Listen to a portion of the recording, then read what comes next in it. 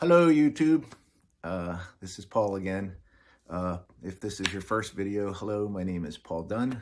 I'm a midlife male and a clinical psychologist, and I'm basically just creating some videos and putting them out there on YouTube, trying to share some of the things I've learned going through life thus far, as well as, from a counseling perspective and what I've learned, working with people. So today, as you saw from the title, I'm going to focus on how I overcame loneliness, how I overcame the experience of loneliness, and I really think that this is an important thing to be talking about with people, because so many people today, if you're at all involved in the field of psychology, we're really dealing with an epidemic of loneliness.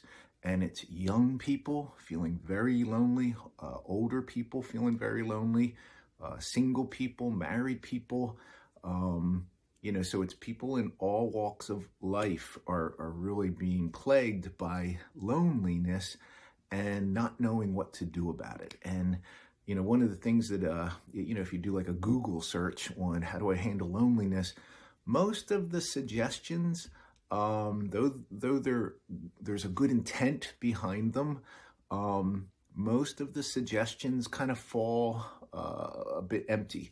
Most of the suggestions are really suggestions about getting more socially active, which I'm not saying is bad, and we'll talk a little bit about that, but it's not the most important part, when it comes to loneliness. All right, so let me just share a couple thoughts. All right, first of all, I'd mentioned in my first video, I'm 54.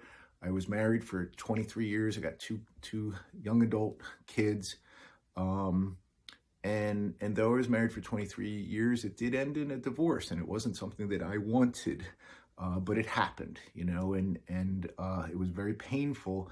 And one of the things, I got myself into therapy, thank God. One of the things that really helped when I was in therapy was my psychologist that I was working with really was able to help me realize that this fear of loneliness, and that was an interesting phrase, fear of loneliness and loneliness. They're actually two different things. There's the experience of loneliness, we'll talk a little on that, but there's the fear of loneliness, and I think that's what causes most people a lot of their problems. It definitely was causing me a lot of problems. So once I realized that they're actually two different things, a fear of loneliness and the experience of loneliness. And then I learned through work with him, but also a lot of work on my own, a lot of reading and going to workshops. I became very fascinated by loneliness and trying to understand like what actually helps a human being, who's basically, successful in lots of areas of their life, heal loneliness, because people are really struggling with this. And so let's see. So one thing that I found was in the field of psychology, you have cognitive behavior therapy, which I have tons of years of training in, which basically teaches people how to name the emotion and then also get in touch with the beliefs and thoughts that lead to that emotion. And if there's distorted beliefs or thoughts, you help them to change that, And that was really what most of the field of psychology was doing, when it comes to depression, when it comes to anxiety, when it comes to anger, when it comes to experiences like loneliness. But over the last probably decade, a real shift has occurred in the field of cognitive psychology, and a new branch, I guess, became known, and that's called acceptance and commitment therapy. It is part of the cognitive behavioral line, but it really gets focused on bringing in mindfulness, as well as cognitive behavior therapy, as well as there's some real psychodynamic contributions that come in, as well as the existential contributions. So I really think it's a wonderful conglomerate of all of these different fields within the field of psychology. And basically, I'll give you like the highlight of acceptance and commitment therapy. Basically, what acceptance and commitment therapy offers people, and this is really one of the main ways that I work with people now, is that if you are a human being, you will feel lonely. If you are a human being, you will feel sad, you will feel anxious, you will feel angry, you will feel scared. You're also going to feel joyful, gratitude, wonder, curiosity, excitement, happiness. Like, you're going to feel all of these emotions. It's part of the way we're made. You know, one of the things that the way I understand the human being is we are biopsychosocial, sexual, spiritual beings. All right. So there's a biology, a psychology, a sociology, how we relate with others, a sexuality, as well as a spirituality. It's like we have all these different components, you know, that make us who we are. And if you are human, part of the experience is you're going to have negative emotions, you know, and one negative emotional state. And when I say negative, I mean, like, you know, uncomfortable, is loneliness, you know, and you're going to have it, you know. So part of acceptance therapy is accepting that rather than trying to run away from that, you know, because that's really what most people try to do. They get so afraid, and I'm going to stay on loneliness today because that's what this video is focused on. But they're aware that there is this experience of loneliness and it's in them, you know, and they want to do everything in their power to get away from it. So unfortunately, that's kind of where a lot of addictions show up, or compulsive behaviors show up, you know, because people are just trying to get away from, you know, the experience of loneliness. But what acceptance and commitment therapy offers, and it really works, folks, is when you are experiencing loneliness, you know, and you're going to experience it. And if you're watching this video, you're probably watching it because you are experiencing it, or you've experienced it a lot, you know. When you are experiencing it, number one, accept it, you know. So you know, maybe you're home or in your apartment or whatever, and you're by yourself, let's say. Maybe you're with somebody else. You know, people feel lonely even when they're with other people. So, but let's say you're by yourself, and all of a sudden this feeling, this uncomfortable, negative feeling overcomes you, and you realize that it's loneliness.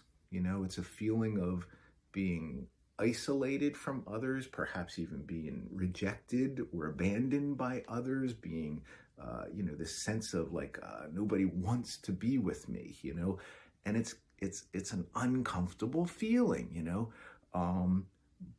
Okay, but everybody has this, all right? And that's the one thing. It doesn't matter if you're rich or poor, if you're educated or not, if you're young or old, you're going to have this experience, you know. But what you want to do, if you know, trust me on this, instead of trying to get rid of it, you know, actually emotionally, mentally, psychically move toward it. Like, actually go toward the loneliness, you know, and embrace the loneliness. An analogy to keep in mind is, think of the loneliness. First of all, it's a part of you. It's an emotion, you know, it's a part of you. But think of it almost as a young child that lives inside of you, you know.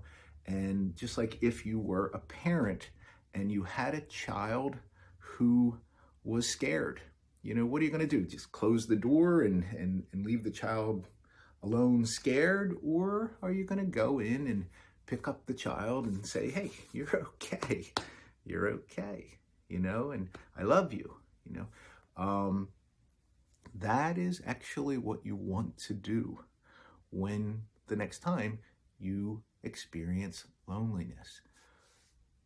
Move toward it within yourself. Give yourself a hug, all right? And I do this all the time, and I get all of my counseling clients to do it because it really helps. Give yourself a hug, and to that part of you, you know, that emotional part of you that's scared, that's feeling rejected, love that part of you. Like, really love that part of you, because it's you. It's a part of you. The most important life lesson that I keep trying to share in these videos, but with everybody I work with, is loving yourself. It is your primary job to love you. You really got to take that job on and fully accept it, because nobody else could do it for you. If I try to outsource my nurturing of the loneliness to someone else, you know, another person, a friend, a stranger, if I'm outsourcing it, the reality is they might temporarily, they might be able to temporarily relieve it, but ultimately it's going to still be there. And, you know, I think a lot of people get into, unfortunately, unhealthy relationships because they've outsourced the responsibility of handling their loneliness to another person. And then the other person can decide, you know, when they're going to or when they're not. And it's too much power to give to somebody else. So you got to take that on yourself. All right. You gotta take on full responsibility of loving yourself. And when you're having an experience of loneliness, it is up to you to love that part of you, you know. And you could say, I love myself unconditionally. If you're looking in the mirror, you could say, I love you unconditionally. You're okay. I accept you, you know. And so you're kind of like, in a sense, talking to yourself, but you're talking to this part of you that's lonely, you know. That's step one. All right, so you're accepting it. Second, you're moving towards it. Third, you're loving it, you know. And then what you're going to find is that really uncomfortable negative feeling will start to dissolve, start to dissipate, I always explain emotional states as a wave. You know, they're a wave. Joy is a wave. It doesn't stay like that. You know, you can work at joy, you know, by really focusing on becoming grateful. Gratefulness leads directly to joy. But you know, it's like you got to work at it. It's not gonna stay up there. You know, the same is loneliness. Loneliness is gonna show up, and then it will dissipate. Depression will show up and it'll dissipate. Anxiety will show up and dissipate. Worry will show up and dissipate. Anger will show up and dissipate, you know. Excitement will show up and dissipate. Every emotion that your system, you know, generates for you will show up and it will dissipate. You know, the same is with loneliness, right? But if you want to help and heal this loneliness, go towards it rather than run from it. Embrace yourself, you know, and really love yourself, and tell yourself that you love yourself unconditionally. That doesn't, you know, because that's the other thing, that phrase, unconditionally. Most relationships that you have been involved in your whole life have been a bit conditional. You know, I'll love you if you behave well. I'll love you if you don't bother me too much, you know. I'll love you if you're successful, you know. I'll love you if you make me laugh, or if you don't cause me any problems, you know. So a lot of the relationships, and it's just part of the human experience, is a bit conditional, you know. For me, you know, I would say the relationships that are the most unconditional are with my kids. You know, I have 2 kids. I got a 21-year-old and a 17-year-old, and Even when they screw up, I love them, and when they're successful, I love them, I love them even when they're having a bad mood, and I love them when they're happy. It's easiest to be around them when they're happy and when they're successful and they're feeling good about life. That's easy, But I also love being their dad, especially when, things are tough, and especially if they're coming to me and they're like, "Dad, can I talk to you?" And we talk things through. I mean, that's the best, So let's get back to loneliness. So the big thing with the loneliness is realizing that it's a dynamic experience, and you'll never be fully cured of it. It's always going to be, just like all these other emotional states, it's always going to be there, all right? But there are many things you can do that could really help you. I mentioned Father Lawrence Freeman in my last video on meditation, and if you haven't watched that, please watch it. It's very, very good. At least I think it's good. But it's the message is very good, and you got to wait to the end because there's a lot of good summary at the end. But one thing that Father Lawrence helped me to really understand when it comes to loneliness is, he says, loneliness is misunderstood solitude. Loneliness is misunderstood solitude. Solitude, we need solitude. We need time with ourselves, alone from others, and we need community. We need times with others, whether it's one-on-one, 1-on-10, but it's like, it's relationships. So we need time apart and we need time together with people, and that's in a healthy marriage, in a healthy friendship, in a healthy work environment. You need solitude and community. You need both. You can't just be an island, and you just can't be, Hello, I'm back. Sorry about that. I'm videotaping this on my iPhone 11, and a phone call came in, and I didn't have my do not disturb on, so it interrupted the video. Anyway, hopefully I'm able to pick it up where I left off. I think I was talking about solitude and community, and I'm gonna take a little sip of my coffee from my Eagles cup, Philadelphia Eagles, go Eagles.